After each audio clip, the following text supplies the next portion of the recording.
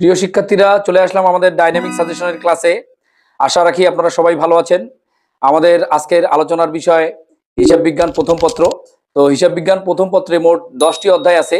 এই 10টি অধ্যায়ের মধ্যে কোন অধ্যায়গুলো টাচ করলে দ্রুত হবে, এবং যেহেতু একটি অঙ্ক আমাদের বাধ্যতামূলক 20 মার্কসের আছে, কোন অধ্যায়গুলো টাচ করলে সেই অঙ্কটাতেও আমাদের সহযোগিতা পাওয়া যাবে, সেই আলোকেই আজকের ডাইনামিক সাজেশন। আসুন আমরা ক্লাসে যাই।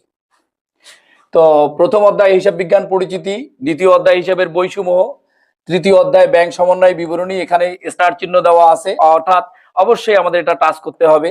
তারপরে চতুর্থ অধ্যায় আছে রেওয়ামিল, তারপরে পঞ্চম অধ্যায় হিসাব বিজ্ঞানের নীতিমালা, তারপরে আছে প্রাপ্য হিসাবের হিসাব রক্ষণ, তারপরে আছে কার্যপত্র, তারপরে দৃশ্যমান ও অদৃশ্যমান সম্পদের হিসাব রক্ষণ, তারপরে আর্থিক বিবরণী, তারপরে একতরফা দাখিলা পদ্ধতি। তো প্রিয় শিক্ষার্থীরা, আমাদের মোট 7টি অঙ্ক অ্যাটেন্ড করতে হবে। তো আমি কোন অঙ্কগুলো দ্রুত অ্যাটেন্ড করলে আমরা মার্কস পাবো ভালো, এবং পাশাপাশি আমাদের বাধ্যতামূলক যে অঙ্কটি দেওয়া আছে সেটি অ্যাটেন্ড করা যাবে, সেটারই আলোকপাত করতেছি। তো হিসাব বিজ্ঞান পরিচিতি, হিসাবের বৈষম্য আমাদের বেসিকের জন্য লাগবেই। তো এটা আমাদের এমসিকিউর জন্য খুবই কাজে লাগবে। কিন্তু দেখা যাচ্ছে যে ব্যাংক সমন্বয় বিবরণী আমরা খুব দ্রুত অ্যাটেন্ড করতে পারবো। তো আমাদের টার্গেট হলো ব্যাংক সমন্বয় বিবরণী, খুবই স্বল্প সময়ের মধ্যে এবং খুবই দ্রুত এই অঙ্কটি অ্যাটেন্ড করা যাবে। তারপর আছে রেওয়ামিল। রেওয়ামিল হিসাব বিজ্ঞানের বেসিক জিনিস থাকে অনেক, এবং রেওয়ামিলের সাথে দেখা যাচ্ছে আর্থিক বিবরণীর সংশ্লিষ্টতা আছে, এবং রেওয়ামিল খুবই সহজে করা যায়। তাই দ্বিতীয় টার্গেট হলো রেওয়ামিল। তারপরে আছে হিসাব বিজ্ঞানের নীতিমালা। প্রিয় শিক্ষার্থীরা, আমরা অনেকেই এই টপিকসটা অ্যাভয়েড করে যাই। আসলে এমসিকিউর জন্য এই অধ্যায়টা খুবই ইম্পর্টেন্ট। আপনারা মনোযোগ সহকারে পড়বেন। এখান থেকে মিনিমাম 5টি নৈর্ভিত্তিক পাওয়া যাবে। তারপরে আসতেছে আমাদের প্রাপ্য হিসাব সময়ের হিসাব রক্ষণ।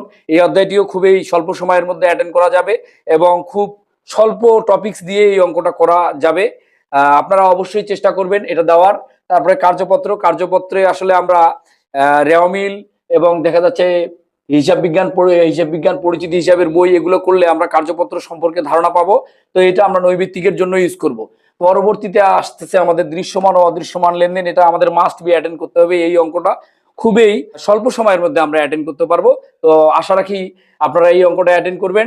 তারপরে আর্থিক বিবরণী, এটা আমাকে বাধ্যতামূলক দিতে হবে, 2টি থাকবে, 2টি দিতে হবে।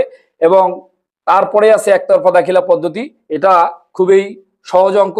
যদি আর্থিক বিবরণী আমরা করতে চাই তাহলে অবশ্যই আমাদেরকে একতরফা দাখিলা পদ্ধতি করতে হবে, কারণ এই একতরফা দাখিলা পদ্ধতি, রেওয়ামিল, প্রাপ্য হিসাব সময়ের হিসাব রক্ষণ, এই অধ্যায়গুলো আমাদেরকে আর্থিক বিবরণী করতে সহযোগিতা করবে।